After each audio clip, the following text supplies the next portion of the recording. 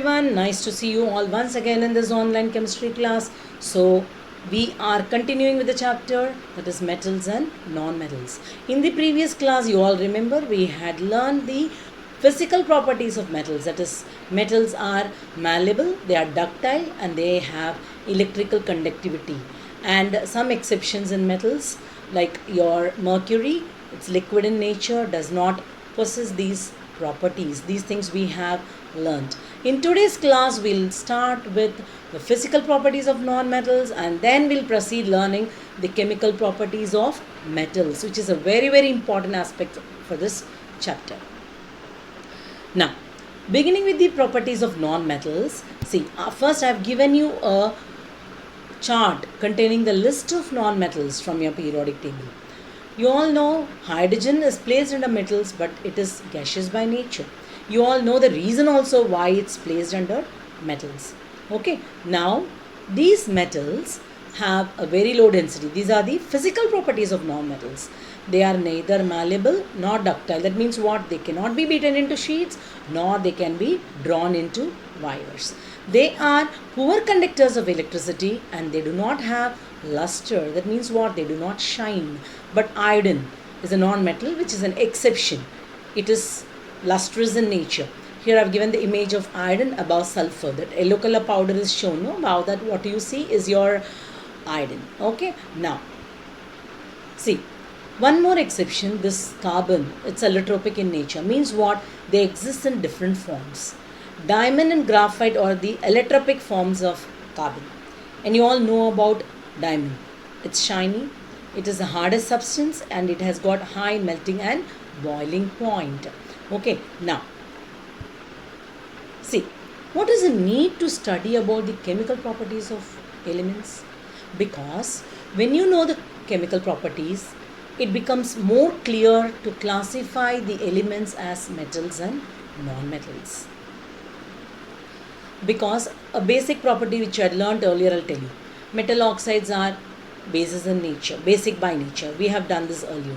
So when you know this, you can easily classify the elements as metals and non-metals when you thoroughly know about their chemical properties. Let's begin with the chemical properties of metals, and the first property that we are going to study is reaction of metals with oxygen, or I can say what happens when metals are burnt in air. See, when metals are burnt in air, they form their corresponding oxides. We have seen this already. When magnesium ribbon is burnt, it turns into magnesium oxide. That ash that is seen there. So metal react with oxygen to form the corresponding metal oxides. I have given you the examples here. Copper with oxygen gives you copper oxide. Magnesium with oxygen gives you magnesium oxide. Aluminium with oxygen gives you aluminium oxide.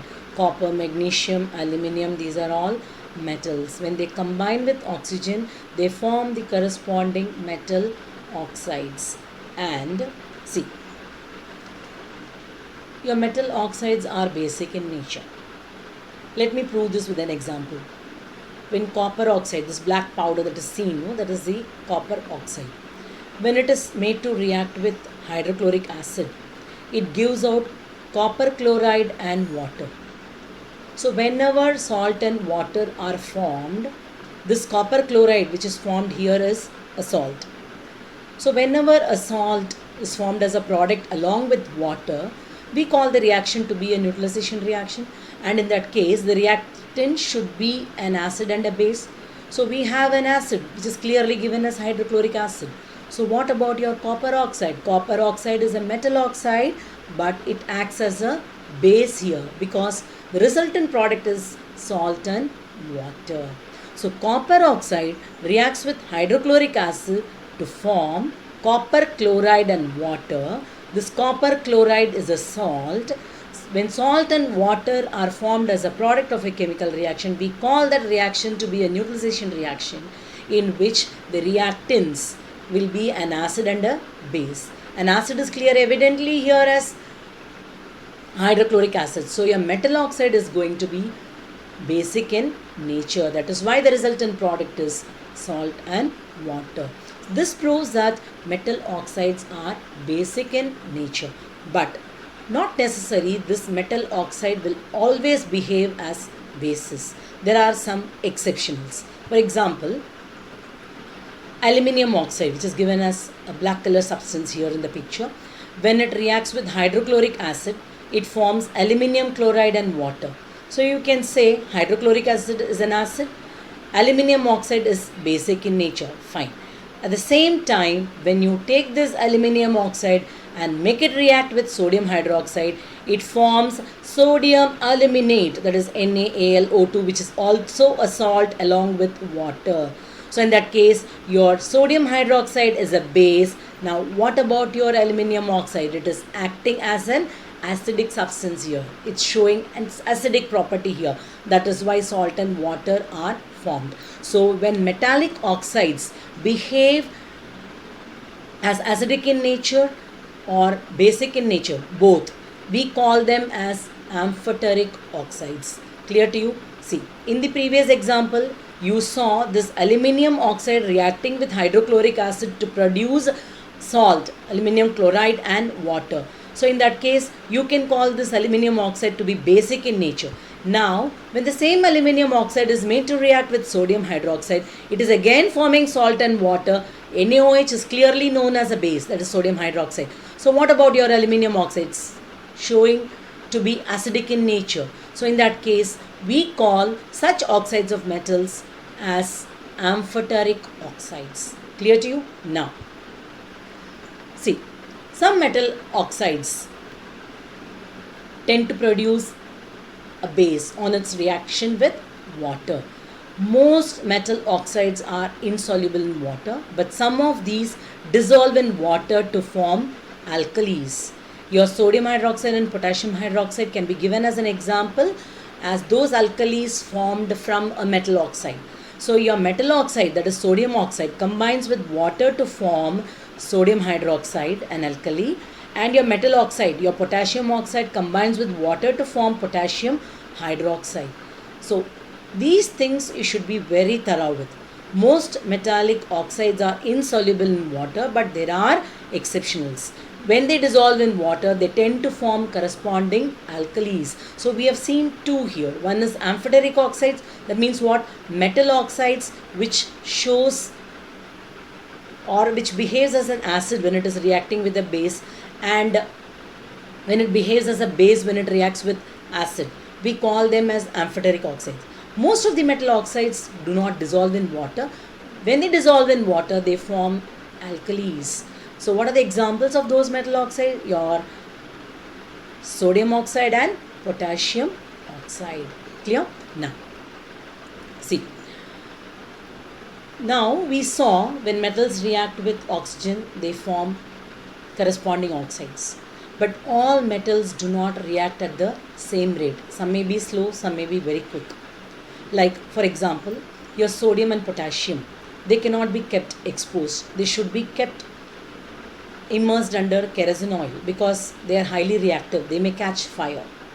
This I have told you in the earlier session also. So depending on this, we have this reactivity series of metals which are highly reactive, which shows very less reactivity. That we'll see in the upcoming sessions. So remember this, all metals do not react with oxygen at the same rate. Some of them are very highly reactive. Example, your sodium and potassium. They cannot be kept exposed. So they are always stored by keeping them immersed under kerosene oil in order to prevent them from catching fire. Similarly, see your iron, you take a piece of iron rod and just try to burn it. It won't catch fire easily. But when you take it in the powdered form, iron filings, and when you just sprinkle it on the flame of a burner, it will catch fire. Copper does not burn, but the hot metal will be coated with a black colored layer which is called as your copper 2 oxide. Silver and gold do not react with oxygen. That's why we are using for our day-to-day purposes. Even copper we are using, right? There are certain exceptionals that we'll see when we are doing those reactivity series which are highly reactive, which do not react that faster and all. Okay, now see, next is anodizing. It's very, very important. Anodizing is most important for improving corrosion resistance on certain alloys. When you had learnt about corrosion, ways to prevent corrosion, you had learnt anodizing, galvanizing. So anodizing is a process